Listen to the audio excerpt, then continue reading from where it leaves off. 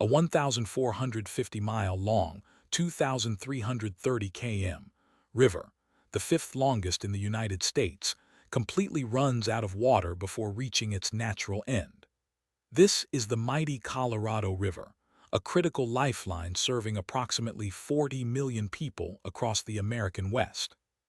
Yet despite its immense size and vital importance, the lower 100 miles, 160 km of this river have dried up completely, meaning it has rarely reached the sea since the 1960s. You might think this dry delta is a modern ecological disaster caused by sudden, unpredictable climate shifts. But the truth is far more calculated. Today, we will trace the journey of a river that is systematically dismantled by design. Along the way, we will discover how water is forced to flow backward under a massive mountain range, and how a century-old legal framework ensures this river's death long before it ever crosses the southern border. When you stand and look at the dry, cracked earth where the Colorado River once met the Gulf of California, it is easy to assume that nature simply ran dry. You would think that a modern climate crisis evaporated this massive waterway through sheer heat. Watch what actually happens when we look at the legal and physical infrastructure that governs this basin. The disappearance of this massive river is not an accident of nature. It is the deliberate, legal outcome of a century-old network of human ambition. Every single drop of this river is governed by a complex regulatory framework known as the law of the river. This series of international and U.S. interstate treaties has fully allocated the river's waters. Under this legal framework, the river does not belong to its natural channel, but to the distant cities and agricultural fields that legally claimed its flow. To understand how a massive river is completely disassembled, we must travel to its absolute beginning. The Colorado River's very first water diversion does not happen near a major city or a massive industrial center. Instead, it occurs right at its headwater in the high mountains. Here, high in the Rockies, an engineering project called the Grand Ditch redirects water directly from the Never-Summer Mountains. It forces this water across the Continental Divide, sending it away from its natural westward path to irrigate farmland far to the east. Before the Colorado River can even establish its main flow down the mountainside, its headwaters are physically intercepted. This is not a modern climate-induced shortage. It is a physical rearrangement of natural geography, engineered at the highest peaks to serve human agriculture. The manipulation of the river's natural path only intensifies as the water attempts to flow downstream. Within the state of Colorado, the natural mountain geography is completely bypassed by massive engineering projects. Consider the scale of the Colorado Big Thompson project. This massive system diverts water directly from Lake Granby and pumps it under the Front Range Mountains. This water travels through tunnels to supply agricultural and municipal water to the northern Front Range and the vast plains of Colorado. This diversion supports cities and farms far outside the river's natural basin. The traditional breakdown of Colorado River water usage within the state reveals the driving force behind these massive efforts. Approximately 80% of this water is used for agriculture, while only 10% is consumed for municipal and industrial purposes. As the river leaves its home state, it encounters massive concrete barriers designed to halt, store, and regulate its entire natural volume. The Glen Canyon Dam, built between 1956 and 1966, stands as a towering monument to this absolute physical control. Standing 710 feet high, this concrete giant impounds Lake Powell, creating a reservoir with a capacity of more than 25 million acre-feet of water. This is not just a flood control measure. It is a massive human faucet. It allows engineers to hold back the river's natural seasonal flows and release the water slowly, only when human demands require it downstream. The river's natural seasonal pulse is completely eliminated, replaced by a controlled, artificial release mechanism that prioritizes human storage over the natural environment. Further downstream stands the legendary anchor of this entire water management system. The largest dam on the river, Hoover Dam, was completed by the U.S. federal government in 1935. For nearly a century, this massive structure has blocked the river's natural path, regulating its flow to satisfy the agricultural and municipal needs of the lower basin states.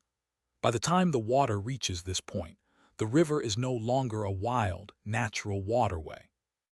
It has been transformed into a highly managed, artificial plumbing system. Hoover Dam established a powerful precedent. The river would be stored, metered, and distributed according to human contracts, completely ignoring the ecological necessity of its natural terminus in the sea.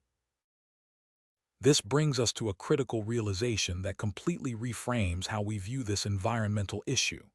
We look at the dry, cracked delta in Mexico and call it a tragic environmental failure. But is it really a failure?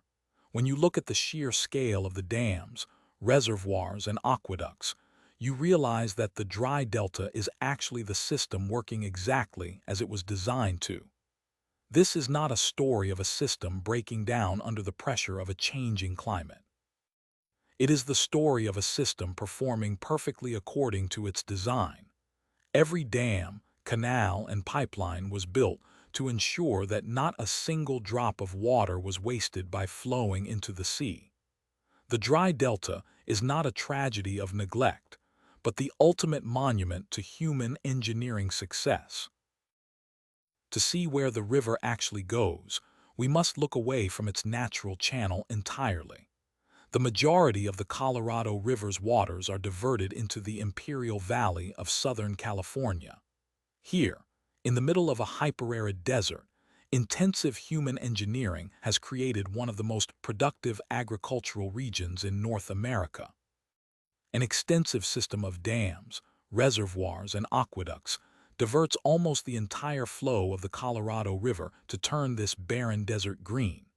The water that should be feeding a coastal estuary in Mexico is instead piped hundreds of miles away to grow crops in the California desert.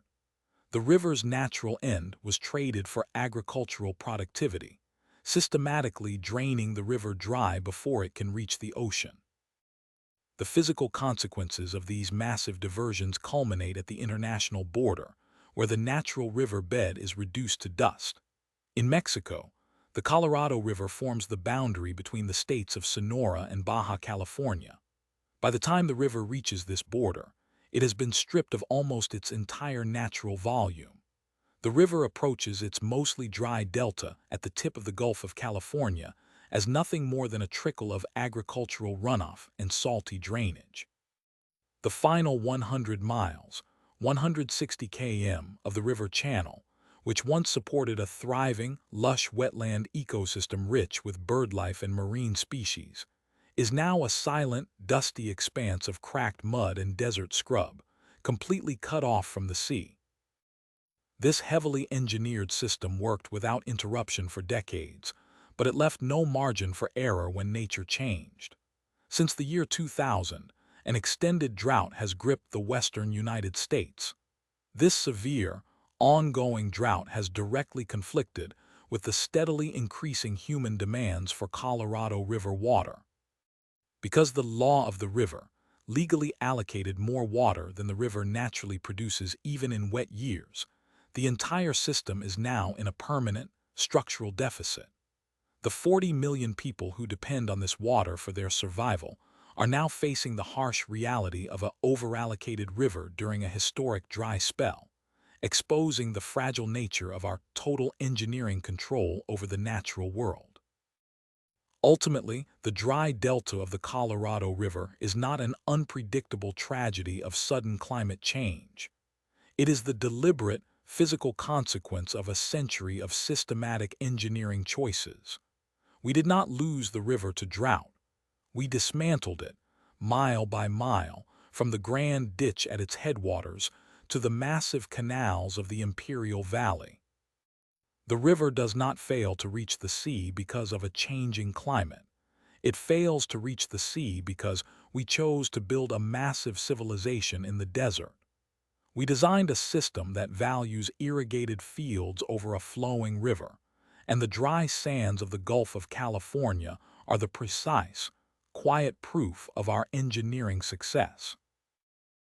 If the engineering behind massive water diversions surprised you, the story of how ancient cities managed their hidden water networks is next. Subscribe to catch it.